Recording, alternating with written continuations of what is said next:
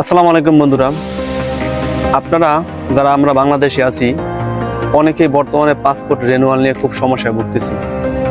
বিষয়টা কেমন, আমি অনেকজনকে পাসপোর্ট আবেদন করে দিয়েছি। ই পাসপোর্টের দেখা যায় যখন ই পাসপোর্ট আবেদন করি, আবেদন নেয়, কিন্তু যখনই শিডিউল নিতে যায়, অ্যাপয়েন্টমেন্ট নিতে যায়, দেখা যায় 3-4 মাস আগে কোনো শিডিউল খালি পাই না। তো সেক্ষেত্রে আমরা কিন্তু খুব বিপদে পড়ি। দেখা যায় অনেকের পারমিটের মেয়াদ শেষ হয়ে যায়, পাসপোর্টের মেয়াদ আছে কিন্তু পারমিটের মেয়াদ শেষ হয়ে যায়। এই বিষয়টা সমাধান করার জন্য আমি সবাইকে রিকোয়েস্ট করবো, কিছু কথা বলবো, কথাটি মনোযোগ সহকারে শুনবেন। আর যারা আমার চ্যানেলটি এখনো সাবস্ক্রাইব করেননি, দয়া করে সাবস্ক্রাইব করে নেবেন। 1 নম্বর হলো যে আপনারা পাসপোর্টের মেয়াদ দেখবেন যে কত মাস আছে। দ্বিতীয়ত আপনারা পারমিটের মেয়াদ দেখবেন কত মাস আছে।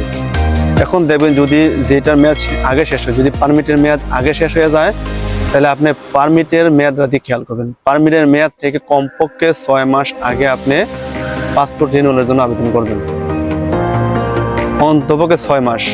আর আপনি যদি 7-8 মাস আগে আবেদন করেন তখন আপনার জন্য ভালো। আপনি 7 মাস 8 মাস আগে আবেদন করবেন, আপনি অ্যাপয়েন্টমেন্ট ডেটটা দিবেন যে পারমিটের যে মেয়াদ আছে এর 4 মাস হাতে রেখে, 4 মাস হাতে রেখে যখন আপনি অ্যাপয়েন্টমেন্টটা নেবেন তখন আপনি জমা দিলেন, পাসপোর্টটা রিনিউ হয়ে আসতে আরও 1 মাস সময় লাগবে। দেখা যায় যে পাসপোর্ট যখন আপনি হাতে পাবেন তখন আপনার হাতে 3 মাস সময় থাকবে। আর 3 মাস সময় আপনার জন্য যথেষ্ট, আপনি অনেক কিছু করতে পারবেন। ইভেন আপনি যদি 1 বছর আগেও যদি আপনি ই পাসপোর্টের আবেদন করেন, তাও আপনি আপনার ইচ্ছা মতো আপনি শিডিউল দিতে পারবেন।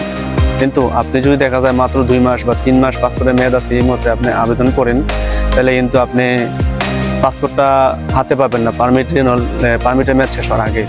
এই জন্য আমি সবাইকে বলবো, সকল বাংলাদেশি প্রবাসীদেরকে বলবো, শুধু বাংলাদেশি প্রবাসী যারা সিঙ্গাপুরে আছি, যারা সিঙ্গাপুর ছাড়া অন্যান্য দেশেও আছি, আমি সবাইকে রিকোয়েস্ট করব, সবাই সময় থাকতে পাসপোর্ট রিনিউয়ালের জন্য আবেদন করবেন।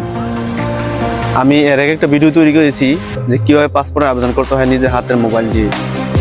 আপনারা ওই ভিডিওটা দেখে নেবেন, আমি ডিসক্রিপশনে ওই ভিডিওর লিঙ্কটা দিয়ে দেবো। আর পাসপোর্ট আবেদন করার জন্য যে লিঙ্কটা, ওই লিঙ্কটাও আমি ডিসক্রিপশনে দিয়ে দেবো। যারা আমার চ্যানেলটি এখনো সাবস্ক্রাইব করেননি, দয়া করে চ্যানেলটা সাবস্ক্রাইব করে নেন, ভিডিওতে একটা লাইক দিয়ে দিন, একটা কমেন্টস করেন, আর ভিডিওটা শেয়ার করে দিন যাতে আপনার বন্ধুরা দেখতে পারে। ধন্যবাদ সবাইকে, গুড বাই।